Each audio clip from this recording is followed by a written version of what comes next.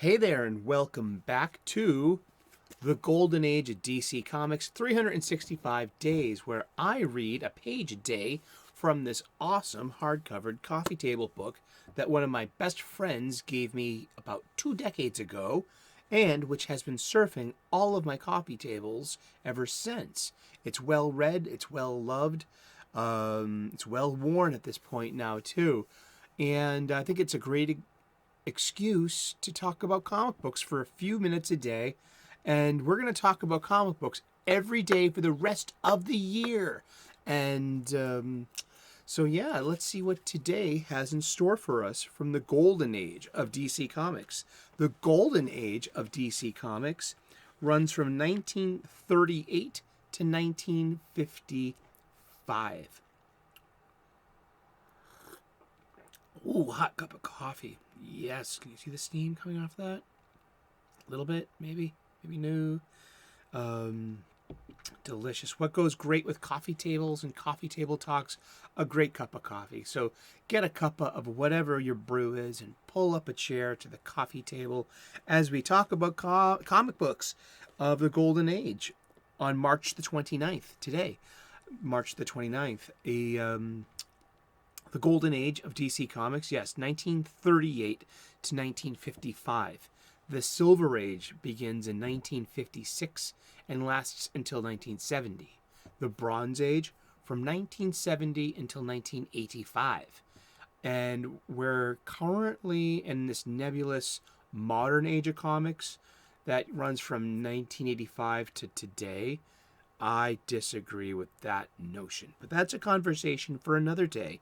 And I'd love to know what you think about the ages of comic books. But we're talking about the Golden Age today, and this page today is from 1951. It's art by Henry Boltinoff from Adventure Comics number 165 from June of 1951.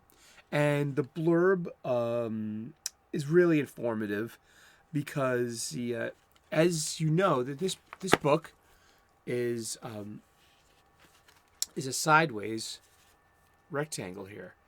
This would be the proper dimensions of an actual comic book here, if the spine was, here. This is the actual, size of a comic book. Well, almost. I mean, there is some. It's a little smaller. Okay, so it is a little smaller. Yet,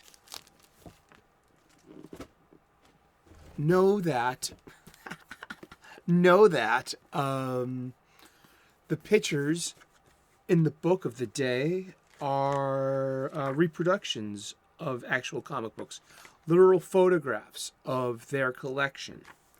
And they would be Les Daniels, Chip Kidd, and Jeff Spear from this 2004 Abrams book, a coffee table book. I have the link in the description if you want your own copy. Yeah. So yeah, thank you, authors. So today being March the 29th, we have Jerry the Jitterbug. Yes, it's a comic. And we're going to find out why it is the way it is.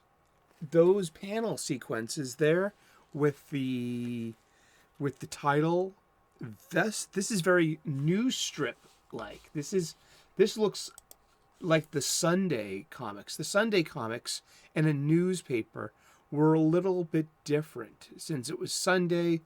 It was a big day off for older, like 20th century America.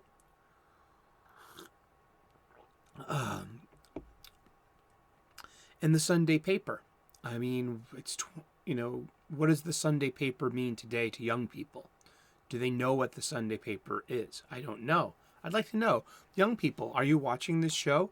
Do you know what the Sunday paper is? And the Sunday funnies?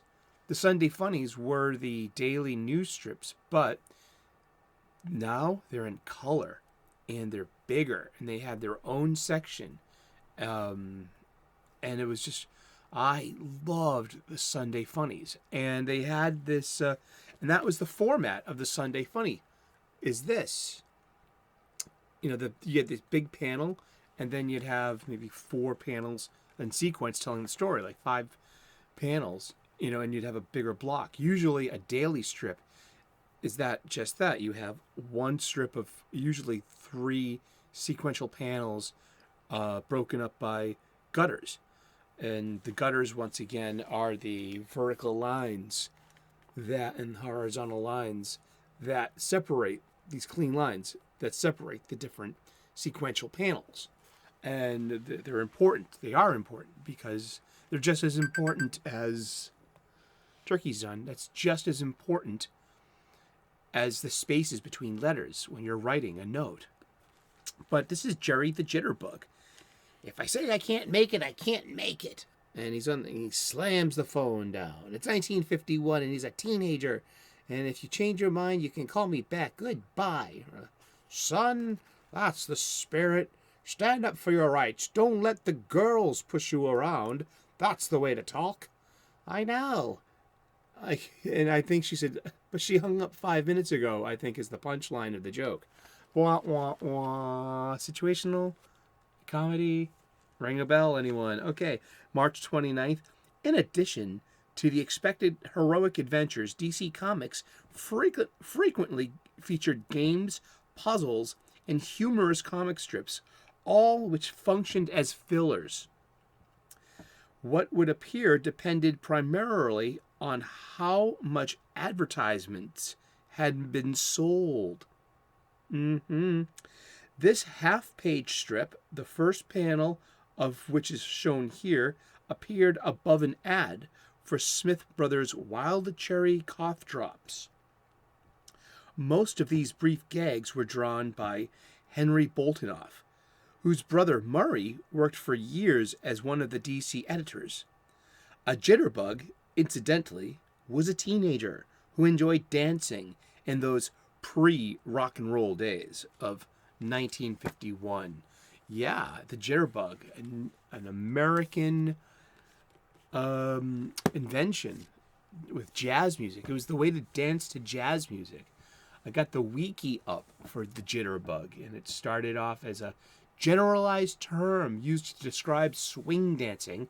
It is often synonymous with the Lindy Hop dance, but might include elements of jive, East Coast swing, collegiate shag, Charleston, Balboa, and other swing dances. Swing dances originated in the African American communities of New York City in the early 20th centuries. Many nightclubs were segregated, had a whites-only or a blacks-only policy.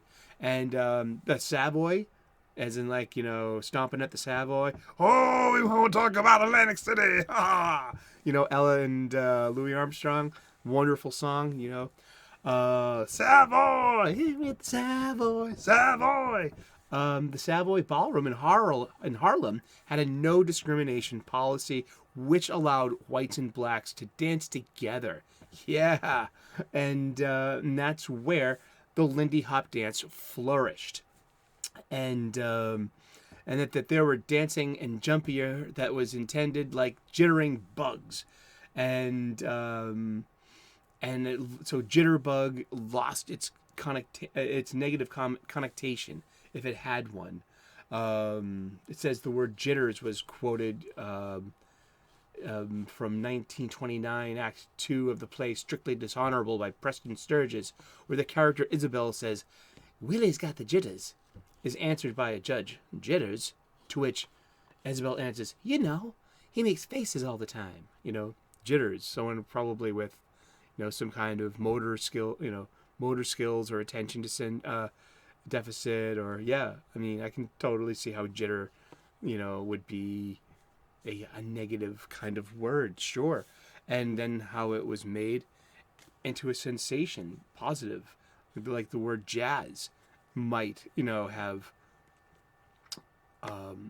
after 8 p.m. connotations as well. But it's a pretty benign word now. Yeah. And just, let's look at it one more time.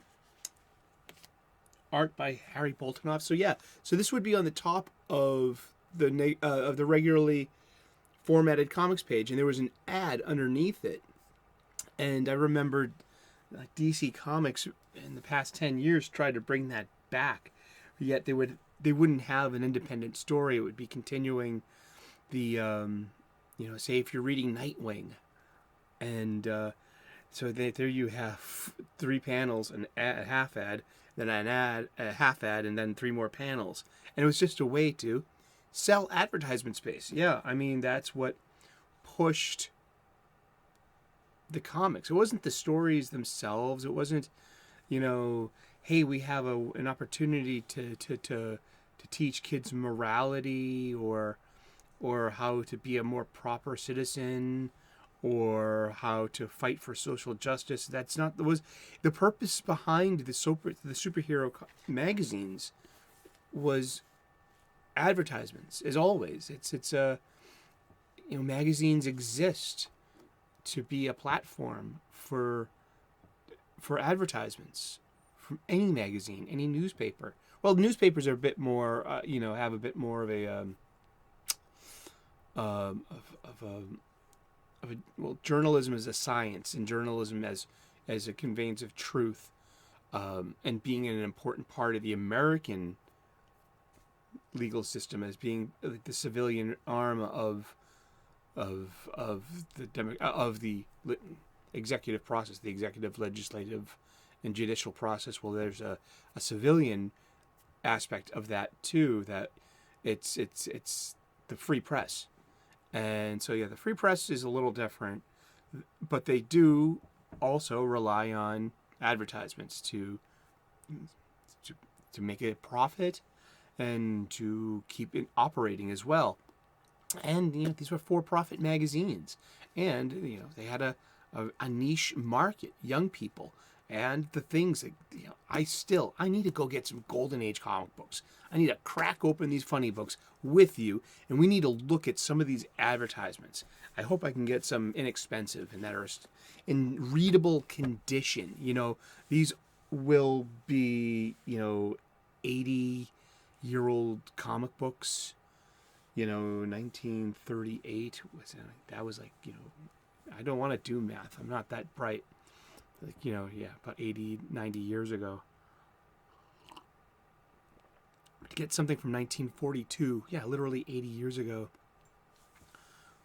That would be like, look at these ads. Like, I'm more familiar with the Superman radio show that I listen to a lot, and their jingles and their ads. Like Kellogg's cereal. Cereal was new at the time. Breakfast cereal, and like focused at kids. And let's get kids eating breakfast. I mean, or eating this for breakfast. Eating cereal with milk. And this will,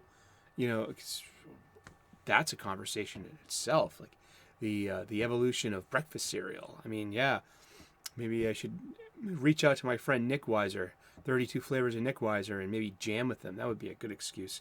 Hey Nick, you wanna do the history of breakfast cereals with me? Because these Superman radio shows were sponsored by Kellogg's. Kellogg's Pep, P-E-P, Pep. It's it was selling cereal. I mean, so the stories are great for us because we love the characters and their adventures. But we, especially today with all of our modern mullings about different characters and, changing them and having them represent social justice values. And we lost sight that they were basically just a way to sell products to people. The intention of the magazine publishers were to sell more copies. And so that's today's Golden Age DC Comics. It's Jerry the Jitterbug. And I think he died in the midlife crisis of on pedestrian Earth. That's all I got for today. Thank you so much for tuning in. We've had some comic book talk today. We're going to talk about comic books every day for the rest of the year. Tune in tomorrow at 3 p.m. U.S. Eastern, and we'll find out who we're talking about then when we turn the page. I'd like to earn your subscription, so like and subscribe if you could be so kind. We talk about pop culture, comic books, cooking. I'm a professional chef. I make cooking videos. You can look up my my What's Cooking playlist and get some great hacks for some delicious, nutritious, and beautiful food. I'm also a spiritual person, amateur theologian, ordained minister. We get spiritual here. Thank you so much for tuning in, and namaste, good luck, and see you tomorrow, all right? Bye.